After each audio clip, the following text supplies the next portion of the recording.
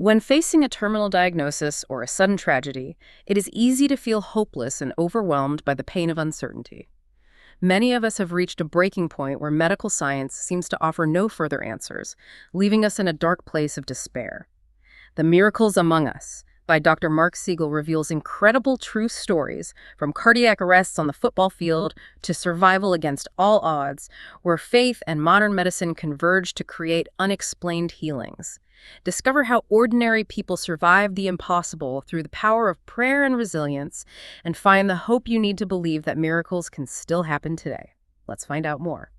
That is quite an opening, but it really does set the stakes for what we're going to be talking about today. It really does, because usually when we do one of these deep dives, we're pretty firmly on one side of the fence or the other, you know? Yeah, exactly. We're either crunching the hard data, looking at medical journals and spreadsheets, or we're on the other side looking at sociology, human stories, that kind of thing. Right. It's oil and water. We do the science episode or we do the quote-unquote feel-good episode. But this book and this author, Dr. Mark Seagull, is asking us to stand right in the middle of it, in the mess. He's a physician, a clinical professor of medicine at NYU, so a man of science. Totally. But he's forcing himself and us to look at these moments where the spreadsheet just breaks, where the data says 0% chance of survival, and then the patient walks out of the hospital. And that's exactly what hooked me. I think a lot of us, we hear the word miracle and we immediately check out. We think we're about to talk about magic tricks or, I don't know, rabbits out of hats, something purely religious that doesn't really apply to our skeptical modern world. Right, something that science can't touch. But that is so not what this book is about. We are talking about top-tier neurosurgeons. We're talking about cardiologists at the absolute pinnacle of their field. And we're talking about that collision point, right, where high-tech 21st century science just crashes headfirst into the completely unexplainable. Yeah. And that really is the mission for this deep dive. We want to try and dismantle that binary. It's not science versus faith. It's about exploring what happens when you have maximum science plus something else. Something else. And Dr. Seagull uses this term that I think is going to be the anchor for our whole conversation today. He calls them soft miracles. Soft miracles. I highlighted that immediately. It sounds, I don't know, gentle, almost passive. But when you really dig into what he means by it, the applications are actually massive. They are. So how does he distinguish a soft miracle from, the big, dramatic Red Sea parting kind of miracle? Okay, so a hard miracle, in that traditional biblical sense, is a complete violation of the known laws of physics. Gravity just stops working for a minute. Exactly. Water turns to wine. It's an event that is, by our understanding, a total impossibility. A soft miracle is different. It's much more subtle. Yeah. It doesn't break the laws of physics. It just stacks the odds within them to an absurd degree. So it's a probability game. All probability. It's the accumulation of, say, a dozen different coincidences, impeccable timing, extreme medical skill, maybe a dash of pure luck, all stacked so high that it completely defies any statistical model you could run. It's when the math just doesn't add up, but the result is, well, it's undeniable. The person is alive. Precisely. It's less like a lightning bolt from the sky and more like a million tiny tumblers in a complex lock, all clicking into the exact right place at the exact same nanosecond. That's a perfect analogy for it. And before we get into the really dramatic stuff, the football fields and the war zones, Dr. Seagull insists we have to start with the most basic soft miracle of all. The one we all take for granted. The one looking back at you in the mirror. This comes from the foreword, which was written by Shannon Bream, and she makes this argument that the very first miracle is you, the person listening to this right now. Which, I have to be honest, when I first read that, it sounded a little bit like a greeting card. A bit live, laugh, love. Yeah, I get that. But then you strip away the sentiment and you just look at the cold, hard biology of it. Right. And if you really consider the sheer physiological complexity required just to keep you sitting upright in your chair listening to this, it is absolutely staggering. Okay, so break that down for us, because like you said, we take it for granted. I'm sitting here, I'm breathing, I'm talking, I'm not consciously doing any of it. And that is the miracle. I mean, think about the genetic lottery you had to win just to exist.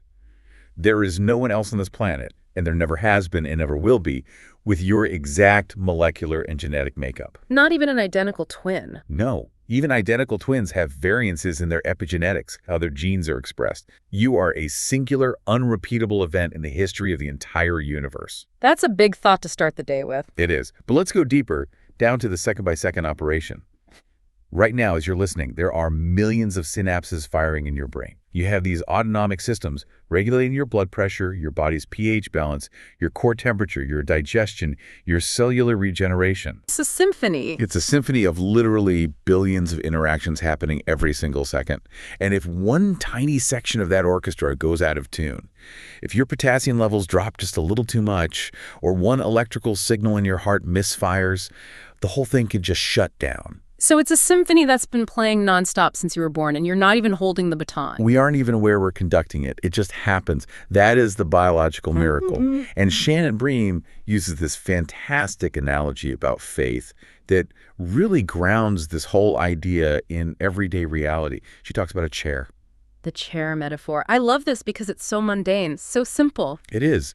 She says, look, when you walk up to your dining room table to sit down, do you stand there for 5 minutes running engineering calculations on the chair?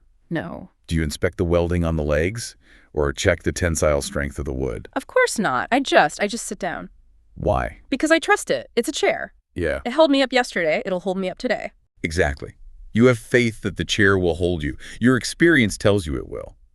Faith, in the context of this book, operates in a very similar way. It's not some blind leap into a dark abyss. It's arresting. It's arresting.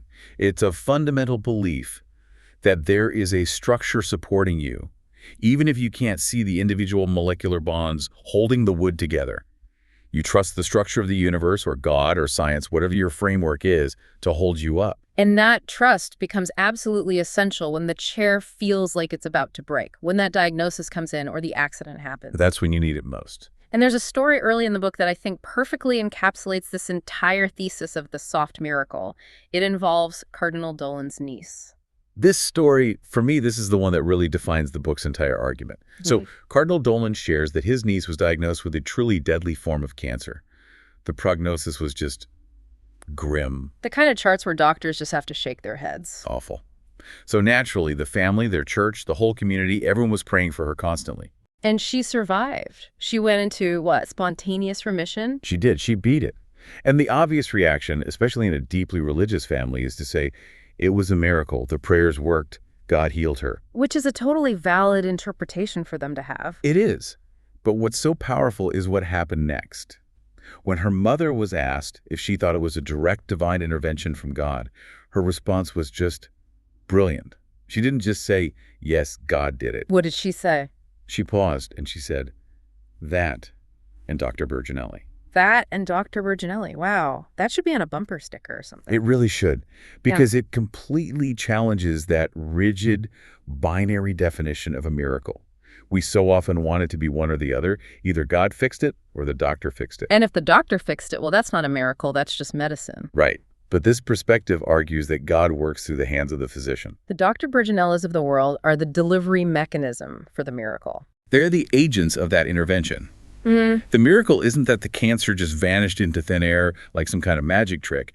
The miracle is that the specific treatment, the doctor's intuition, the timing of the discovery, and the patient's own physiological response all align perfectly to beat impossible odds. Speaking of beating impossible odds, we have to talk about Bernie. Because if we're talking about an accumulation of coincidences, this guy is a walking, talking statistical anomaly. Bernie, the author's father. This man is an absolute legend. He's 101 years old in the book, and when you read his medical history, it's not one thing. It's a list of things that individually should have killed a man his age, but he survived all of them. He is a living case study in that accumulation we were just talking about. And it's so important to note, Bernie isn't just a tough old guy. He's a man of science himself. Yeah, he was a World War II Navy vet, and he worked on the Apollo lunar module systems. He helped develop the fail-safe CWEA system, the caution and warning electronics assembly, which is just incredibly fitting because his own life seems to be a series of last-second fail-safes kicking in. So let's run through the list. What did he survive? Okay, let's look at the data. First, he got severe COVID-19 right at the start of the pandemic. And let's contextualize that. This is pre-vaccine. He's 100 years old. That was statistically a death sentence. Almost certainly. Yeah. But he was given a course of hydroxychloroquine, which was controversial, but it was part of the protocol at the time, and he recovered in a day. He just physically bounced back. Unbelievable. What was next? Then he had a major bowel obstruction from a hernia. And for anyone listening who doesn't know, a bowel obstruction isn't just a bad stomachache, it's catastrophic. It is. His was leaking. He essentially had a perforation in his bowel that releases bacteria into your bloodstream. Septic shock usually follows very, very quickly. And in a centenarian, surgery to fix that is almost 100% fatal, just because of the anesthesia risks, right? Right. So the doctors are completely stuck. The surgery will kill him. The infection will kill him. It's a checkmate situation. So what happened? This is the soft miracle. The doctors at the Cleveland Clinic, led by a top surgeon named Dr. Stephen Wexner, decided to manage it conservatively. They didn't operate. They treated the infection, supported his system, and the hole, it just healed on its own. A perforated bowel healed without surgery at 100 years old. It's unheard of. The body's tissues just shouldn't have that kind of regenerative capacity left at that age. Then, on top of that, he breaks his hip at 99. He's on dialysis for his kidneys. And yet, through all of this, his mental faculties are completely 100% intact. And he's funny. I love the detail where after the whole bowel ordeal, he's in the hospital and he's joking with his son that he feels like he's in a field hospital in Ukraine. He has this indomitable spirit. He really does. And that spirit, that will to live, is a variable we cannot ignore in any of this. This isn't just about cells and antibiotics. Dr. Seagull is very clear that Bernie's primary motivation is his wife, Annette. She's 100 years old. They've been married for 73 years. And Bernie says it flat out, I need to be here for her. It's the ultimate romance. The book says their dates consist of going to the orthopedist together to get their hips checked. He's got a pin in his, she's got a nail in hers. But that love, that sense of purpose, acts as a physiological anchor. The expert insight here is that Bernie's survival isn't one big, flashy, lightning from the sky miracle. It's 5 or 6 separate, fatal conditions. Each one survived through this incredible mix of personal grit, deep love, and a series of medical narrow escapes. It's the accumulation of coincidences that creates the miracle. Exactly. It makes you wonder about the will to live as a legitimate medical metric. We can't measure it in a blood test, but it's clearly doing something tangible. Absolutely. Psychoneuroimmunology, right? The study of how your mental state directly affects your immune system. Bernie is a masterclass in it. He really is. Let's pivot from a centenarian to a newborn, because this next story, it really gripped me. I see Bret Baier on TV all the time delivering the news, looking so composed and in control. You would just never know the kind of private battle he and his wife Amy went through with their son Paul. It's such a stark reminder that everyone, no matter how public they are, is carrying some heavy load that we just can't see. For sure. And Bret Baier's son, Paul, was born with an incredibly complex heart disease. The doctor's description to them was that his heart was simply built wrong. Built wrong. As a parent, I can't imagine hearing a more terrifying phrase. It's not just he has a murmur or there's a small hole. It's structurally fundamentally wrong. It was massive. He had 5 different distinct defects. The main one was something called transposition of the great arteries, which basically means the entire plumbing system of the heart was hooked up backward. So the oxygen-poor blood was just cycling back to the body. And the oxygen-rich blood was going back to the lungs. It's completely incompatible with life outside the womb. And the timeline they were given was just brutal. They were told flat out, if he doesn't have surgery in 2 weeks, he's not going to make it. Can you imagine? And this leads us to a concept that the surgeon shared with them, a phrase that has stuck with me ever since I read it. He called it the God moment. This gave me chills. Can you explain what the surgeon meant by that? Because you think of surgeons as being so technical, so precise. They don't usually talk about God in the operating room. Well, in open heart surgery, especially on a tiny infant heart, there's a procedure where they have to stop the heart completely to perform the repairs. You can't sew a moving target. Right. So they put the child on a heart-lung bypass machine. It's a pump that does all the work of the heart and lungs, circulating and oxygenating the blood. And the surgeon gets to work on a perfectly still, silent, cold heart. So for that period of time, the heart is effectively dead. Technically, yes. But then comes the moment of truth. Yeah. After all the repairs are done, they have to restart it. They start to warm the blood back up. They might give it a tiny electrical jolt. And the surgeon told Bret and Amy that the moment the heart restarts, that very first beat after the silence, that is the God moment. The jump start. It's the ultimate jump start. Yeah. He said it's proof of a higher power because despite all the science, despite fixing the plumbing perfectly, that spark of life returning is so profound And it's not guaranteed. You can fix the engine, but sometimes the ignition just doesn't catch. And when it does, even the most hardened surgeons must feel a sense of awe. Absolutely. And Paul's life has been this whole series of these moments. He's a fighter. There's this one little story about a golf game that really shows his mindset. Oh, yeah. This was just before his 5th open heart surgery, right? His 5th. Imagine the stress and fear for a teenager, knowing you're about to go under the knife again for your heart. But Paul goes out and beats his dad at golf just one day before the operation. That speaks to what Brett calls his warrior spirit. It really does. But there's a more recent event from 2024 that really highlights that soft miracle concept we keep coming back to. The lung x-ray, this part is just wild. It's all about the coincidence factor. So Paul went in for a routine checkup at a new facility. Now, normally for a cardiac check, you do an echocardiogram, maybe an EKG. You don't usually do a full chest x-ray unless you suspect pneumonia or something very specific. Right. You don't want to expose a kid to unnecessary radiation if you don't have to. Exactly. But a doctor there, for some reason, just randomly decided to order a lung x-ray. It wasn't standard procedure for what they were looking at. It was an intuition, a gut check. And what did that x-ray find? It found an aneurysm, a dangerous bulge in a blood vessel, and another issue with the tissue that would have been absolute fatal if it hadn't been caught right then and there. So if that doctor hadn't acted on a whim or a gut feeling or whatever you want to call it, Paul wouldn't have made it. It's that simple. Amy Bayer calls those great doctors the hands of God. And there's that intersection again. High-tech imaging technology meets a human gut feeling that saves a life. And it's so interesting how they coped through all of this.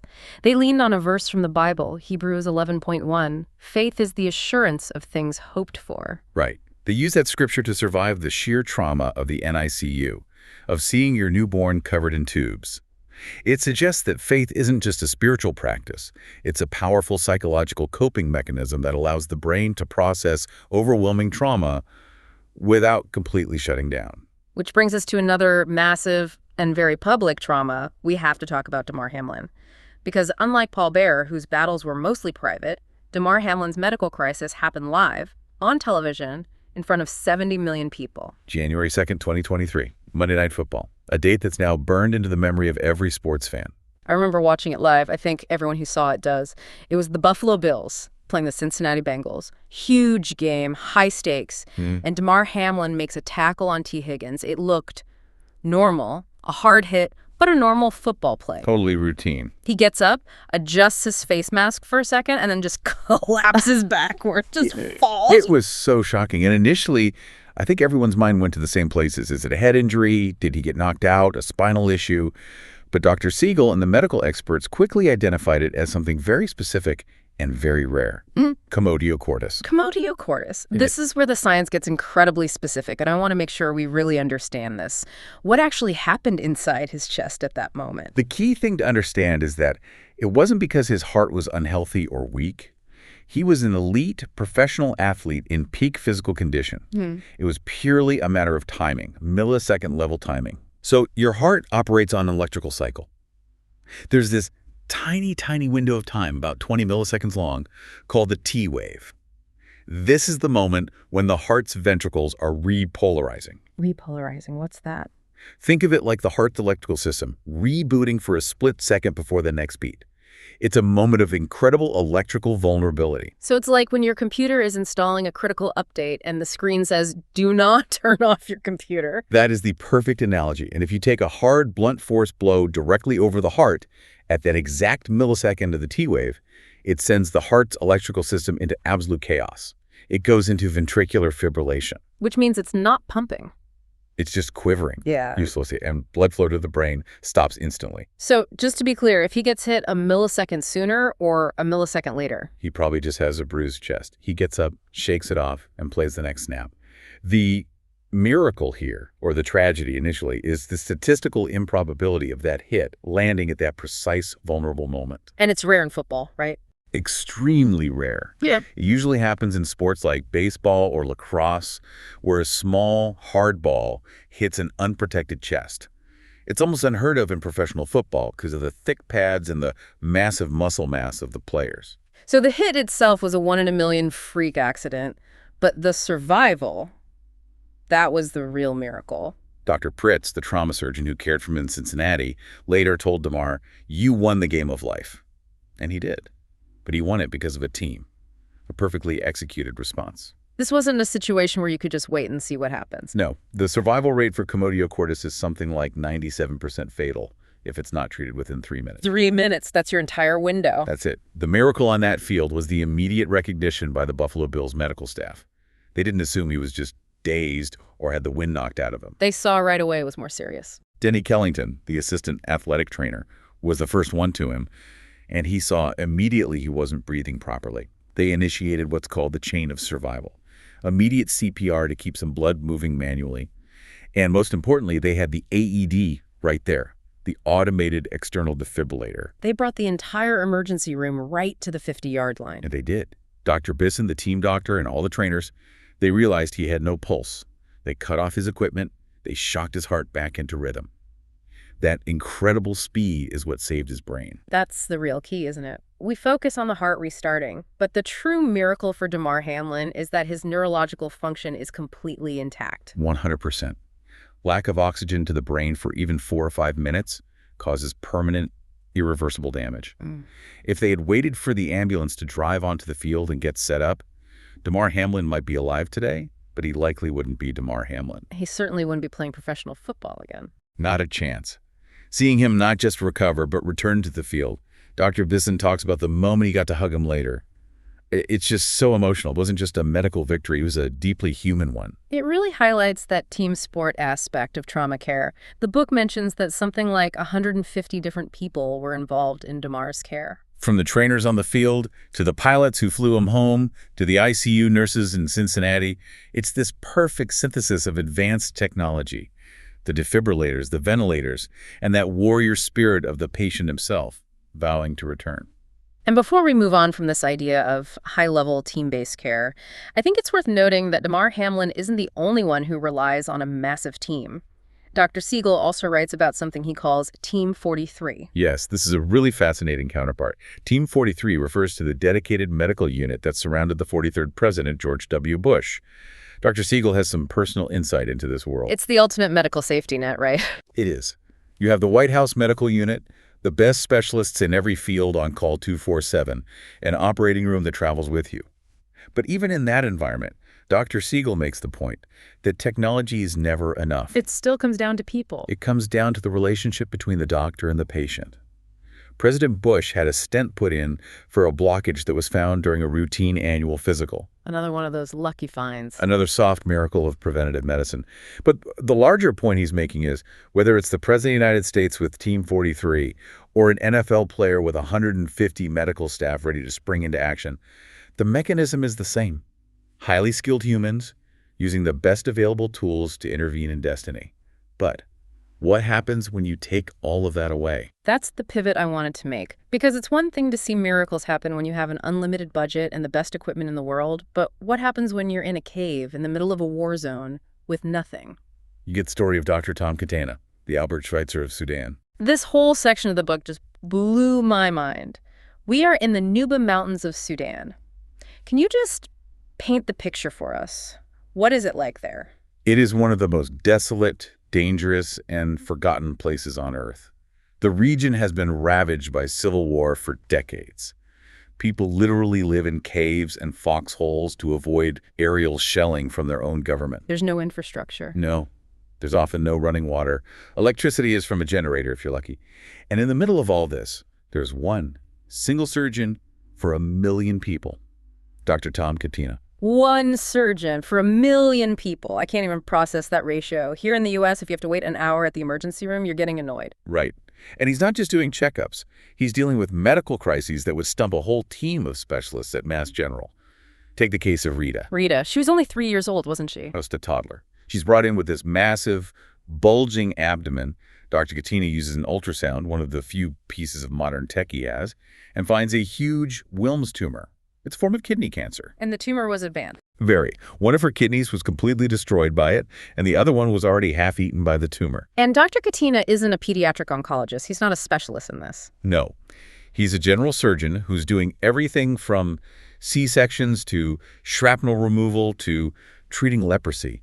He operates on this little girl with what he describes in the book as absolute terror.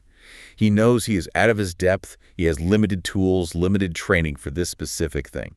But he operates because the only alternative is certain death. Exactly. And somehow he manages to remove the tumor and save about 40% of her one remaining kidney. And here's the kicker. There's no follow-up chemo available, is there? No radiation. Minimal, if any, chemotherapy available. By any American medical standard, her protocol was dangerously incomplete. If you presented this case to a tumor board in the U.S., they'd say she has a very, very low chance of survival. And yet she survives. The kidney function returns. She lives. Then there's the story of Cuckoo. This one is just wild. It sounds like something from a medical journal in the 1800s. Cuckoo was a young child with a dead bowel, which is a surgical emergency. Dr. Katina knew he had to operate immediately, but he had a major problem. Anesthesia.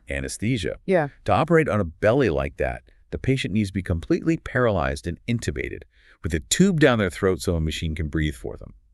But he had never intubated a child this small, and he didn't have the standard modern anesthesia machine set up for it. So what did he do? He manually breathed for the child. What does that even mean? It means he put the tube into the child's lungs, and instead of a sophisticated ventilator machine pucking air in and out, he or an assistant had to stand there and squeeze a bag rhythmically by hand to push air into the child's lungs for the entire duration of the surgery. That's primal. That's as basic as it gets. It is the essence of what he calls missionary medicine.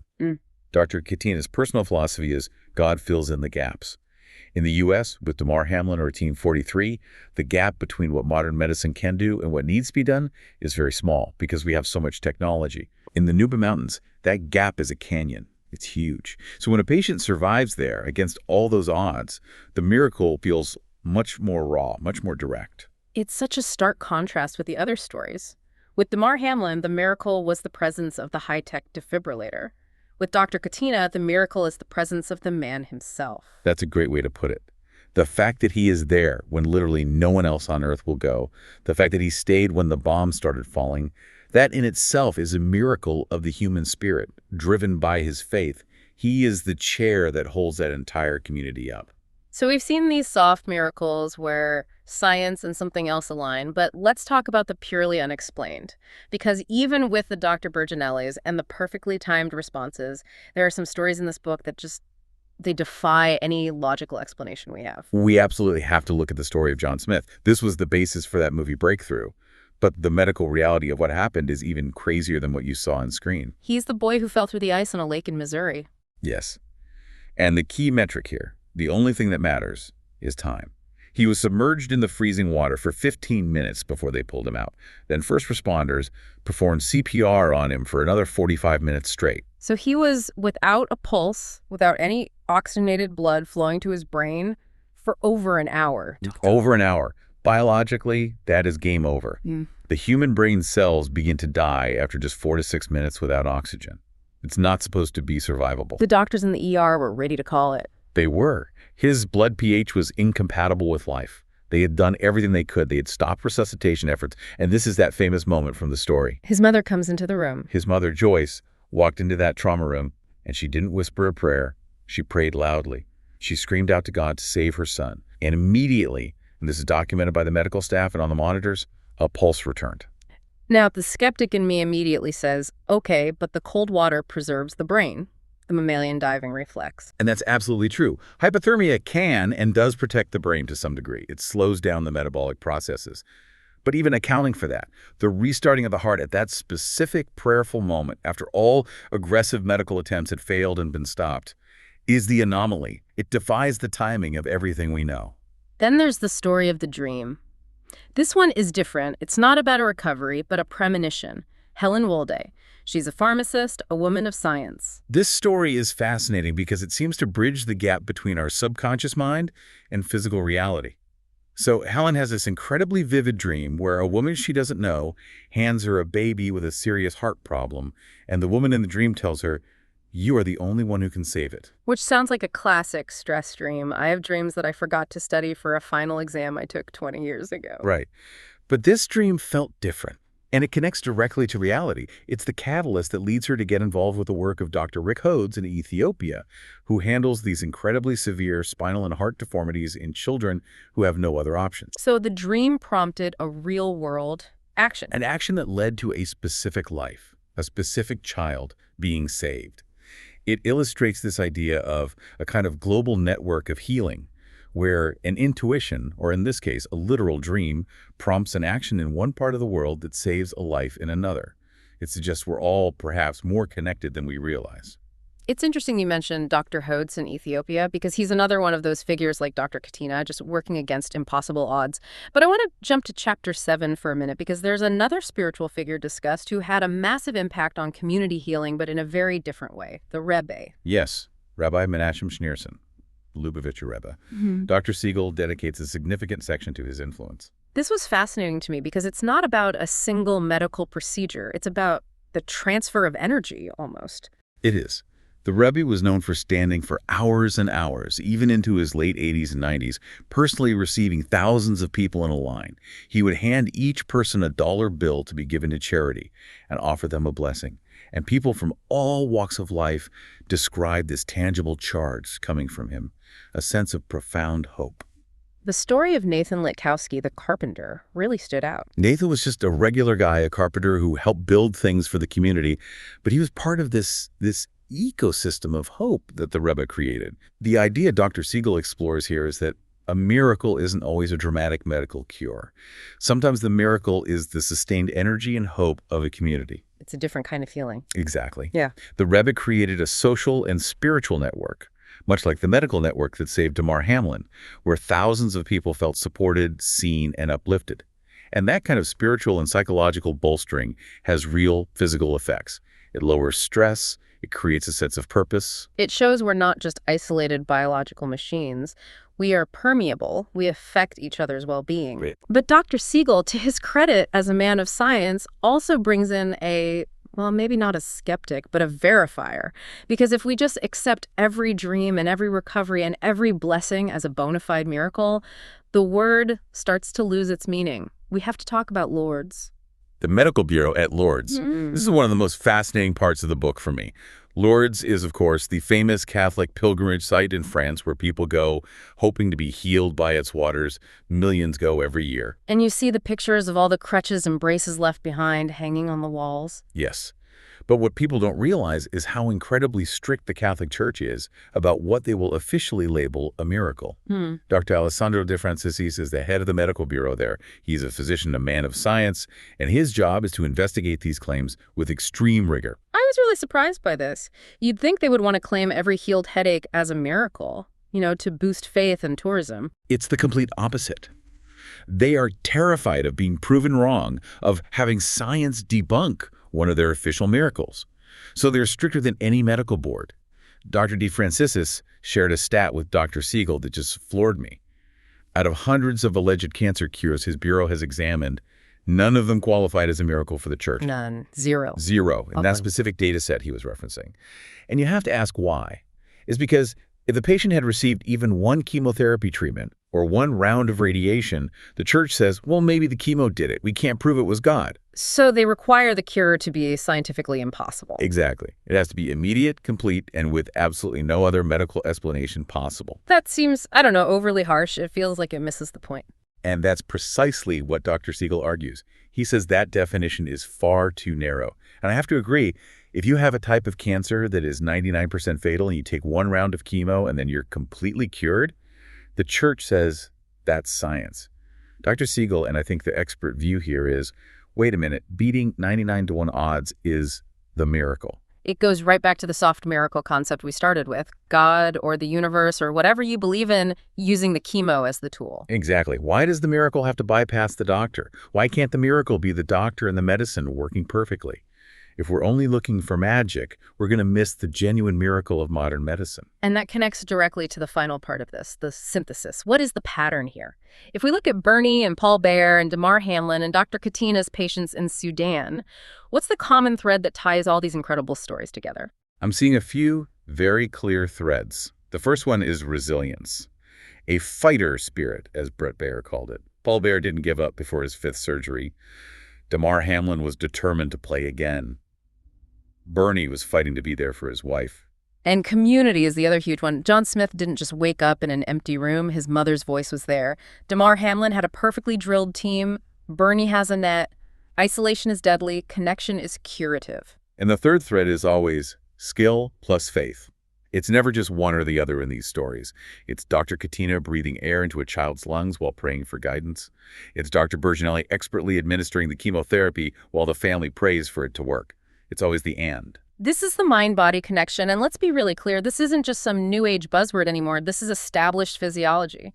When you have hope, whether that hope comes from your religion, from a vivid dream, or from profound trust in your doctor, your body actually releases different chemicals. Like what, specifically? Well, you get more of the good stuff. Dopamine, oxytocin, endorphins, and you get less of the bad stuff. Your stress hormones, like cortisol and adrenaline, go way down. When cortisol is chronically high, your immune system is suppressed. When you lower it through hope or prayer or a strong sense of community, your immune system can actually engage differently. So it can fight cancer cells better or heal wounds faster? Yes. Hope has a tangible, measurable physiological effect. And you don't have to be religious at all to appreciate the miracle of survival. You can just look at the biology, at the millions of things that have to go exactly right for you to just wake up this morning and feel a profound sense of awe. That's a really powerful place to land with all this. It makes me look at my own health, my own body so differently. Just the simple fact that my heart is beating right now without me telling it to. It's not just biology. In a way, it's a gift. And it raises a really important question for all of us listening. If we start to view every successful heartbeat, every recovery from a cold, every day we don't get sick as a statistical improbability, as a winning lottery ticket, how does that change the way we treat our own bodies? And how does it change the way we treat the doctors and nurses and trainers who care for us? Exactly. Perhaps the real miracle isn't the rare suspension of natural laws. Perhaps the miracle isn't magic. Perhaps the miracle is simply the perfect, improbable, beautiful execution of those natural laws day after day. The fact that this incredible, complex machine works at all, that's the real wonder. That is something I'll be thinking about for a long, long time. The miracle is that the chair holds us up. Every single time. It really makes you appreciate the invisible engineering of life itself. Thank you for watching. Kalaje, please like, say, share, subscribe, follow up, and next topic. Come back to continue the miracles among us. It is remarkably good to be back. And looking at the sheer stack of research and notes we have on the table today, I think it's safe to say we're wading into the deep end of the pool. Oh, absolutely. Maybe even the Mariana Trench of the pool. Yeah, something like that. We really are. You know, usually when we crack open a new medical study or a biography on this show, we have a pretty clear, defined lane. Right. We're either talking about a new piece of tech, a pharmaceutical breakthrough, or maybe a systemic issue in healthcare economics. We talk about science, hard, cold, reproducible, peer-reviewed science. Right, the measurable stuff, the stuff that fits neatly into a spreadsheet or a graph. Exactly. But today's different. Today we are looking at the messy, mysterious, and frankly fascinating intersection where that hard science just, well, it runs out of road. We're talking about what happens when the best medical minds in the world, people with decades of training, throw up their hands, look at a chart and say, we can't explain this. But the patient walks out of the hospital anyway. It's the tension between the clinical and the divine. And honestly, it's a tension that makes a lot of people uncomfortable. In the scientific community, we like variables we can control. It makes me a little uncomfortable, to be honest. We like answers. We like A plus B equals C. When A plus B equals a miracle, my brain starts to glitch a little bit. And that is exactly why we need to dig into Dr. Mark Siegel's book, The Miracles Among Us. Specifically, we are focusing on part 2, which he titles Prayers for the Soul. Right. Now, before you, the listener, tune out thinking this is going to be a theological sermon or an attempt to convert anyone, it's not. Yeah, and that's really important to state up front. Siegel is a physician.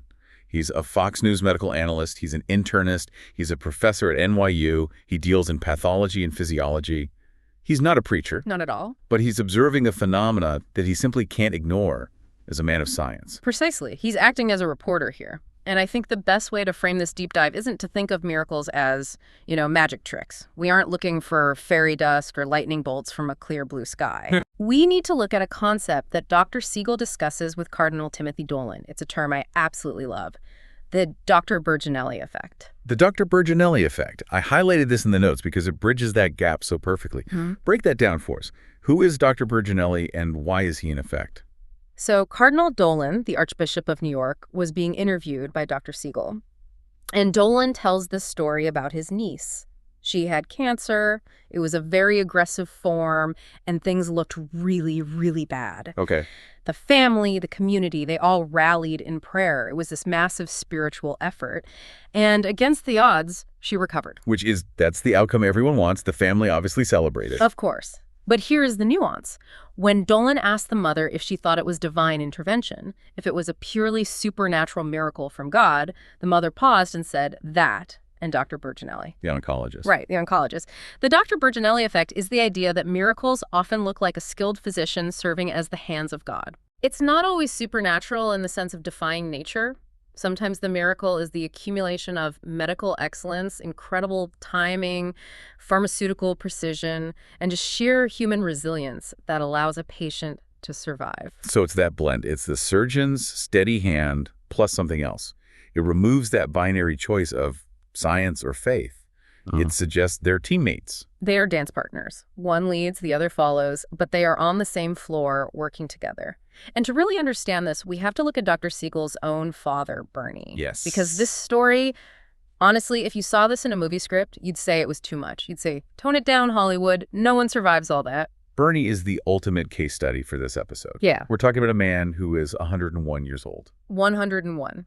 And he's not just, sitting around. This guy was a World War II vet. He was an engineer on the moon projects. Wait, didn't he help develop the fail-safe system for the lunar module? He did. He literally helped figure out how to keep astronauts alive if things went wrong in space. Which is just so poetic, considering his own life seems to be a series of fail-safes engaging at the very last second. Let's look at his medical chart, because Dr. Siegel lists this out, and it reads like a medical textbook of things that should kill you. It's a laundry list of mortality. It really is. Let's go through the stack just to give you a sense of the gravity here. First, he has an artificial heart valve. Okay, that's a standard procedure now, but still very serious, especially at his age. Right. He also has a pacemaker. Yeah. And he has several cardiac stents. So that is already a very, very heavy cardiac load for a centenarian. Your heart is basically a patchwork quilt at that point. We're just getting started. He had severe COVID-19 right at the beginning of the pandemic, pre-vaccine. Oh, wow. Think about the mortality rates for 90-plus-year-olds in early 2020. It was absolutely devastating. That was nearly 100% in some demographics, wasn't it? Exactly. Then on top of that, he had a bowel obstruction from an incarcerated hernia that was leaking. Hold on. Let's pause there for a second. A leaking incarcerated hernia at 100 years old. Yeah. That implies fecal matter leaking into the body. Yes. Sepsis usually sets in within hours. I mean, that is usually an immediate death sentence for someone a quarter of his age. It is almost always fatal, even in younger people, if not caught instantly. It's a surgical nightmare.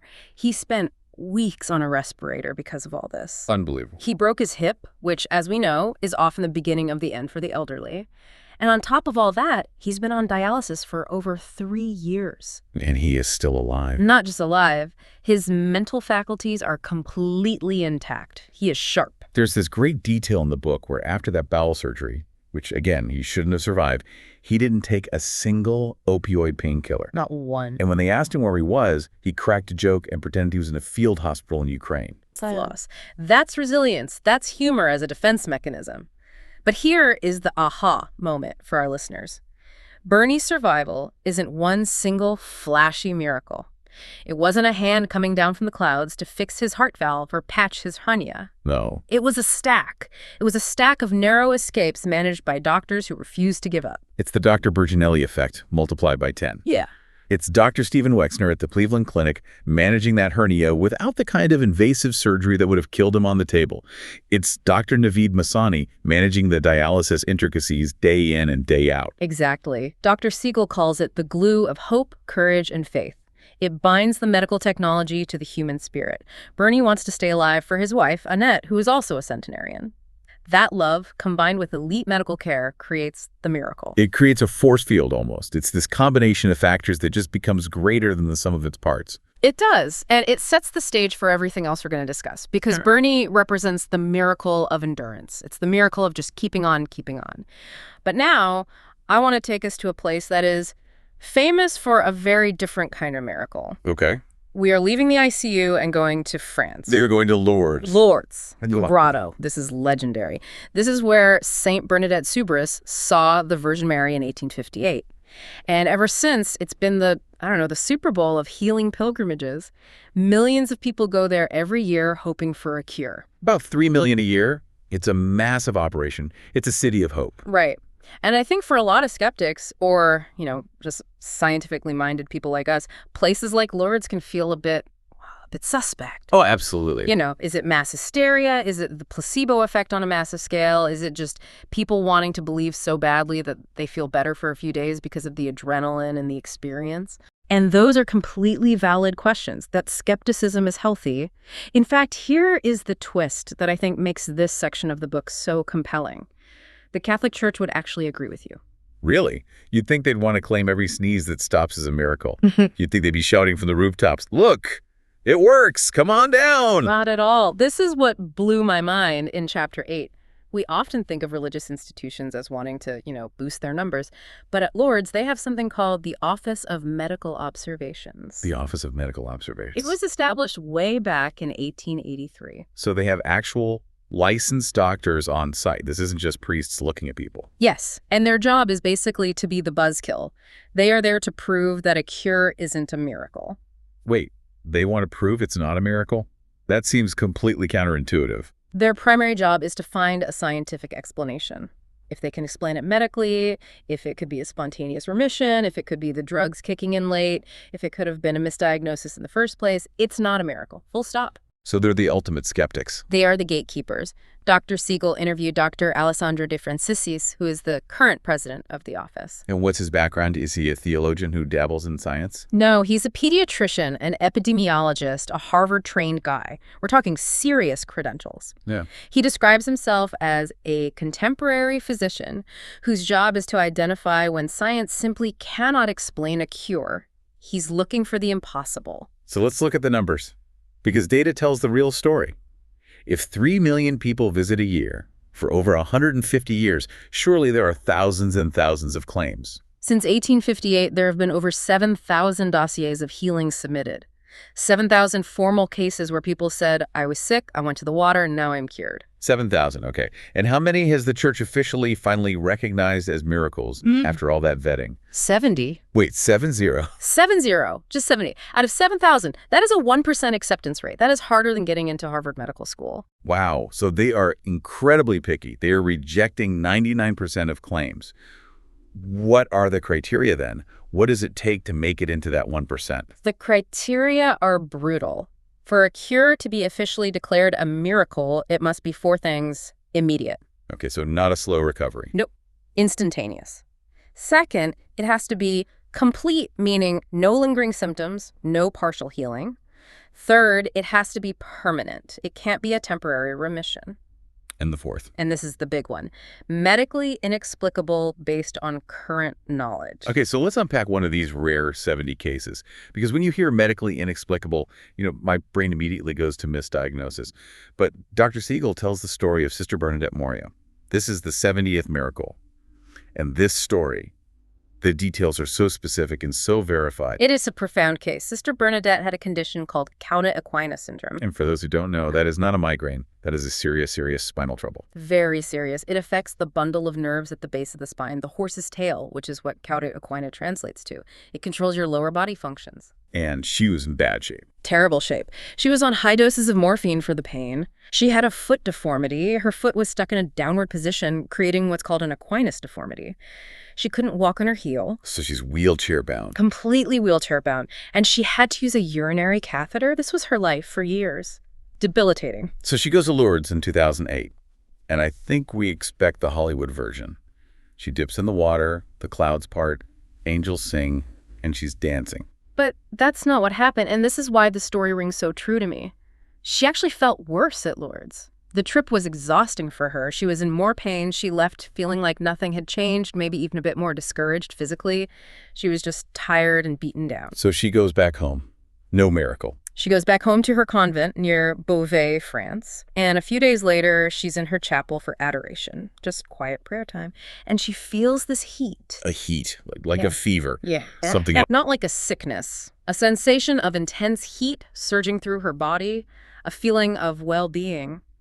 She returns to her room, and she says she heard a voice, an internal voice, not an audible one, telling her to remove her braces. Now remember, she literally can't walk without them. Her foot is physically twisted. Yeah. The structure of her foot is wrong. This isn't a matter of willpower. Right, it's a structural problem. But she takes them off. And suddenly, her foot straightens. The bones align. She stands up. She walks. Just like that. No physical therapy, no months of rehab to regain strength. Immediate. Complete. And here's the medically wildest part of the whole thing. She stopped her morphine. Cold turkey. Whoa, okay, let's pause on that. If you've been on high-dose morphine for years for chronic pain, you can't just stop. The withdrawal would be agonizing. I would be hell. You'd be shaking, vomiting, in extreme pain. Your body would completely revolt. It's a profound physiological dependency. She had zero withdrawal symptoms. None. It was like she'd never taken it. The next day, she walked 3 miles in the woods. 3 miles. After being in a wheelchair for years, her muscles should have been completely atrophied. Her legs should have been like jelly. Exactly. Muscle atrophy doesn't just reverse overnight. Bone density doesn't return in an instant, but hers did. When she went to see her doctor, he literally started crying when he saw her. He couldn't process what he was seeing. It defied the laws of physiology that he had built his entire career on. But because of that rigorous process you mentioned, they didn't just say miracle and ring the church bell, right? No, it took years. Dr. DeFranciscis sent her case to 33 different doctors around the world. 33. They had international committees review her imaging studies, the MRIs, the X-rays from before and after. They sent her to psychiatrists to make sure she wasn't hallucinating the recovery or suffering from some rare psychosomatic conversion disorder. They were trying to punch holes in the story. They were trying to find the out. They were trying to find the Dr. Berginelli, but there wasn't one. It wasn't until years later, in 2018, that she was officially declared the 70th miracle. It really emphasizes that for the church, miracle is a diagnosis of exclusion. It's what's left when every other possibility has been burned away. Precisely. And Dr. DeFranciscis makes a great point. He says he didn't study miracles in medical school. He studies the body. His job is just to say, I don't know. And sometimes I don't know is the door where faith walks in. I love that. I don't know is where the magic or the miracle happens. Now, speaking of faith walking in, I want to move to chapter 9. We're going from the structured, bureaucratic, almost scientific investigation of Lourdes to something much more raw. We're going to Texas. The story of Dodi Osteen. Now, everyone knows the name Osteen, Joel Osteen, the megachurch pastor. Yeah. But this isn't about him. This is about his mother, Dodi. And we have to go back to 1981. 1981. Dodi is 48 years old. She's active. She's vibrant, a mother of 5. And suddenly, she turns yellow. Jaundice. Which is never a good sign. That usually indicates the liver or pancreas is in big trouble. Never. She starts wasting away. She drops to 81 pounds. Her son, Paul, who we should note is a surgeon, so he knows exactly what he's looking at, calls home from medical school. The diagnosis comes back: terminal metastatic liver cancer. And in 1981, the treatment options for that were basically zero. The doctors said there was nothing they could do. No surgery could remove it all. No chemo would touch it. She had lesions all over her liver. They sent her home to die. They gave her weeks. This is where the story pivots. Because when medicine said no, the Osteen family said no right back. But it wasn't denial in the psychological sense, was it? It wasn't them just ignoring the diagnosis. It was something else entirely. It was an aggressive strategy. They treated scripture like a prescription drug. Dodi didn't just pray asking for help passively. She actively quoted Bible verses at the disease. She treated it like an invader she was verbally evicting. She put them on her mirror. She walked around the house reciting them. Yes. Dr. Seagull lists some of them. Nahum 1.9. Affliction shall not rise up the second time. And I will live and not die. Exactly. She was, from a psychological perspective, engaging in a kind of radical cognitive restructuring powered by spiritual conviction. She was refusing to inhabit the role of the dying patient. She didn't buy the ticket for that ride. And the result? Well, she's still alive. She is 91 years old. That is just baffling. I mean, from a medical standpoint, that's impossible. The tumors underwent spontaneous regression. Dr. Seagull notes that this happens in maybe 1 out of every 60,000 to 100,000 cases of this type of cancer. It is statistically almost impossible. It's a rounding error in the data. But It happened. And what I found really moving was how this impacted her son, Paul. Because Paul Osteen isn't a faith healer. He is a vascular surgeon. He's a guy who cuts and stitches. He deals in anatomy and blood flow. But he watched his mother survive the unsurvivable. And that completely changed how he practices medicine. He tells the story of a patient named Buck Jones. Buck had pancreatic cancer. Which is usually a death sentence, even today. The prognosis is terrible. Often, yes. Dismal prognosis. Dr. Paul Osteen operates on him, removes the tumor, repairs the artery. It's a massive, complex, technically brilliant surgery. But Paul attributes Buck's survival not just to the surgery, but to Buck's attitude. He described it as absolute joy, right? Like the man was just beaming. Absolute joy and trust. Buck didn't have the cancer patient demeanor. He lived for 20 more years. He eventually died of a heart problem, not the cancer. Wow. And there's another story about a patient named Teresa Robinson. Massive internal bleeding. Dr. Osteen had to pack and close her, which is basically surgical slang for stop the bleeding with pressure, close them up, and pray because we can't fix this with stitches. It's a desperation move. You're just trying to buy time. Exactly. And the mother went to the chapel.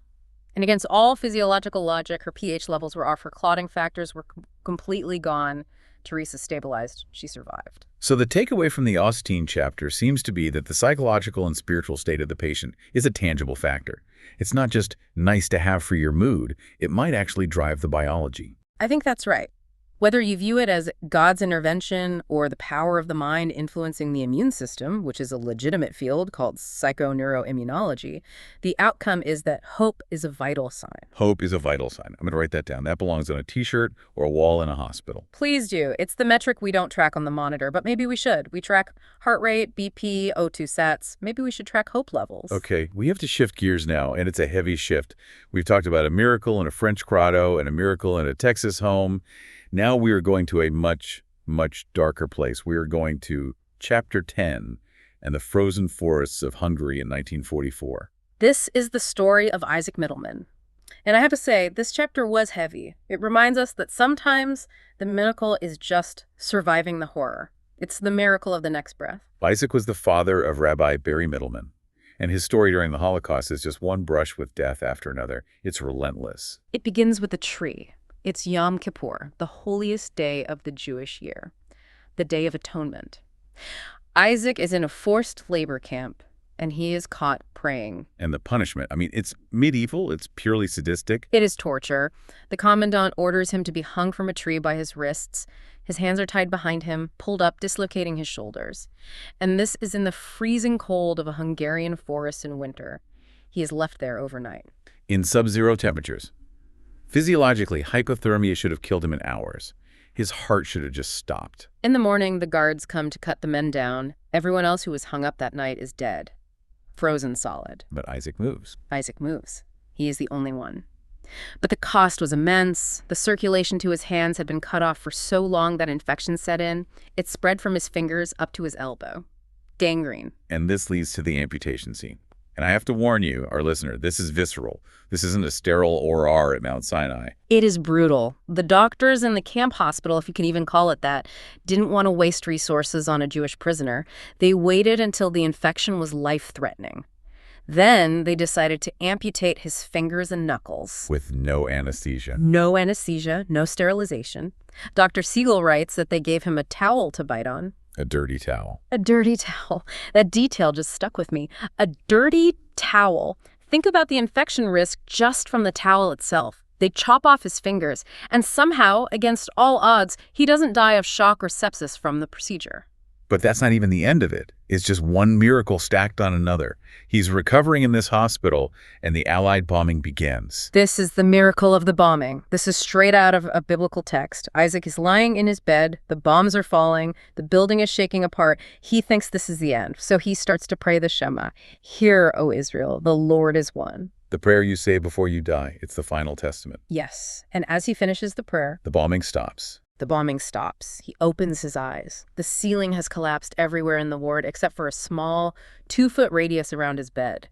Everyone else, doctors, nurses, other patients, is dead, crushed by the rubble. He is the sole survivor again. Again, he crawls out of the wreckage, and here's the resourcefulness that is so astounding.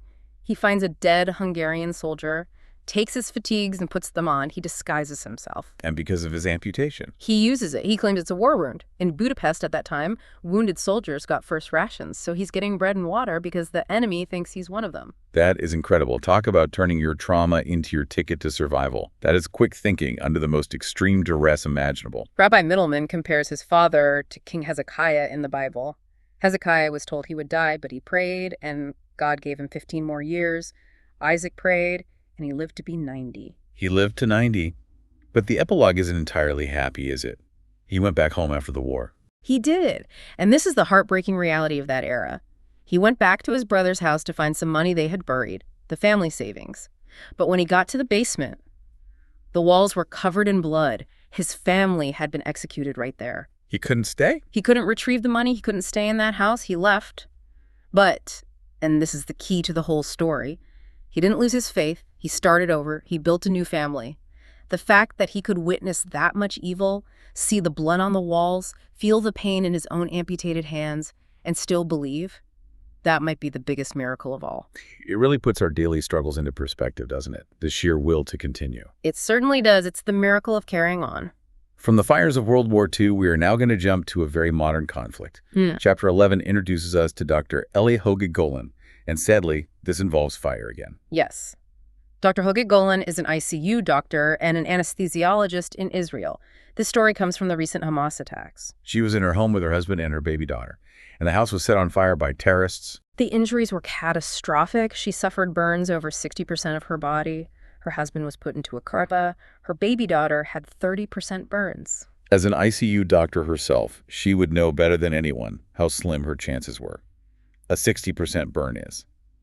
It's a massive, massive injury. And the road to recovery is one of the most painful things a human can endure. Yeah. The debridement, the skin grafts, the constant dressing changes. It is agonizing. It's torture, really. It is. But here we see that intersection of modern technology and that Dr. Berginelli effect again. She was treated by a plastic surgeon named Dr. Hake, and he used something called Nexobrid. What is Nexobrid? I haven't heard of this. It's a relatively new enzyme treatment derived from pineapples, actually. Pineapples? Like the fruit? You're kidding. Bromelain enzyme, specifically. It's a gel you apply to the burn, and it eats away the dead tissue, the eschar, without harming the healthy skin underneath. So it's like a chemical debridement. Exactly. Usually doctors have to surgically cut that dead skin away, which is bloody, painful, and removes some healthy tissue in the process. This enzyme just dissolves it. It saves patients from needing as many painful skin grafts. It's a medical miracle in itself. But Ellie's recovery wasn't just about pineapple enzymes. It was about her mindset. She said something really profound about the difference between her attackers and her colleagues. She did. She said, "The terrorists came to destroy. As a doctor, I exist to recover and save." It's a battle of philosophies. Destruction versus creation. And she chose creation. She chose to embody the healer even when she was the patient. And she went back to work, didn't she? She did. She returned to Soroka Medical Center. She wears pressure suits to manage the scarring. Scars all over her body. But she views her return to medicine as the ultimate victory. Every patient she saves is a rebuttal to the people who tried to kill her. That is powerful. Every patient she saves is a rebuttal. It's defiance through healing. It's fighting back with life itself. Exactly. It's taking the agency back from those who tried to steal it. Okay, let's stay in the hospital but move to the operating room. Chapter 12. We're talking about Dr. Robert Montgomery, and I love the title of this section, The Surgeon Who Died 7 Times. It sounds like a comic book title, doesn't it? But it is his reality. Dr. Montgomery is a world-class heart transplant surgeon. But in the ultimate irony, he suffers from familial dilated cardiomyopathy. The same thing that killed his father and his brother. It's genetic. Yes. His heart is essentially a ticking time bomb. It's weak. It's prone to fatal arrhythmias. He has suffered cardiac arrest 7 times. 7 times. That means he has technically died and been brought back 7 times. Oh. That is just staggering. And he talks about these near-death experiences, or NDEs. He describes a recurring experience. It starts with darkness, then a connection to a vastness, a sense of transcendence. He's not seeing a white light or a tunnel like in the movies. He describes it more as a connection to something bigger than humanity, a calm, a serenity, a sense that the universe is okay, even if he's not in it. But the wildest story is from when he was in a coma in Patagonia. Oh, this one is nuts. He was on a hiking trip, right? A remote expedition. Yes, a remote excursion. He developed sepsis, It got bad fast. He ended up in a coma for a month. And while he was in that coma, his brain constructed an entire alternate reality. He wasn't just dreaming. He was living a different life. He was living as a surgeon at the turn of the 20th century. He remembers the smell of the room. He remembers boiling his instruments to sterilize them because they didn't have autoclaves back then. He remembers using ether to anesthetize patients. He lived this whole other career while his body was fighting for life in a modern ICU. That is fascinating. It's like his brain was trying to make sense of his identity as a healer, even while he himself was dying. He went back to the very roots of his profession. It is surreal. But what I love about Dr. Montgomery is that he didn't just retire and say, okay, I'm lucky to be alive, I'm going to play golf. Which would be a totally valid response after dying 7 times. I think most people would. Totally valid. But no. His brushes with death drove his innovation. He realized that waiting for human organs wasn't enough. People were dying on the waiting list, just like he almost did.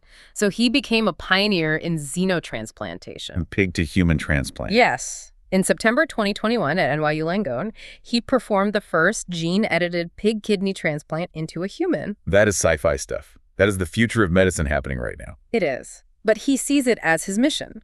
Dr. Seagull makes the point that Montgomery is the embodiment of the Dr. Berginelli concept. His hands, which he describes as soft yet calloused, are the hands of God because they have been forged in the fire of his own mortality. He understands the patient because he is the patient. He knows what it's like to be on the table. He knows what it's like to be dead on the table, and that gives him a drive, a perspective that a normal surgeon might not have. He's fighting death because he knows the enemy personally. Incredible. Okay, we have one more major story to cover from the book, Chapter 13, Dan the Man. This is Dan Redfield. And this is a story about the brain, the most mysterious organ of all. Dan Redfield is the son of Dr. Robert Redfield, the former CDC director. In January of 2023, Dan had a catastrophic accident, a severe traumatic brain injury, or TBI. He was taken to shock trauma in Maryland, one of the best trauma centers in the world. And the prognosis was? Grim. A 90% probability of death, and a near zero probability of a full recovery. They thought if he survived, he'd be in a vegetative state. So what do you do when the brain is that damaged? You can't put it in a cast. You can't. There's no drug for brain injury. There's no pill. Dr. Thomas Scalia, the trauma chief there, explains that they had to create a cocoon. A cocoon? That sounds gentle. It sounds gentle, but it is incredibly high-tech. They manage the oxygen levels, the blood flow to the brain, the intracranial pressure, the body temperature, all of it perfectly. They reduce all stimulation. They essentially put the brain in a suspended state of rest to give it a quiet, protected space to heal itself. It's supportive care taken to an extreme level. An absolutely extreme level. And extreme is the right word. There's this anecdote about them needing to get a central line, a catheter, into his jugular vein, but because of all the equipment crowding the room, they couldn't reach him properly. So the doctors climbed a ladder. They climbed a ladder in the ICU. That feels like MacGyver medicine. You're just making it up as you go along. They were inventing solutions on the fly. Dr. Scalia says, "We're willing to invent seemingly crazy solutions to save a single life." It shows the desperation and the commitment. They were not going to let him go. And did it work?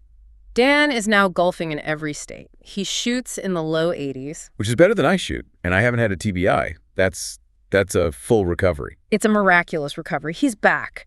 He has a memory gap. He remembers Halloween before the accident, but lost the months surrounding it. But there's a poignant moment when he went back to the hospital and saw the photos of himself hooked up to all those machines.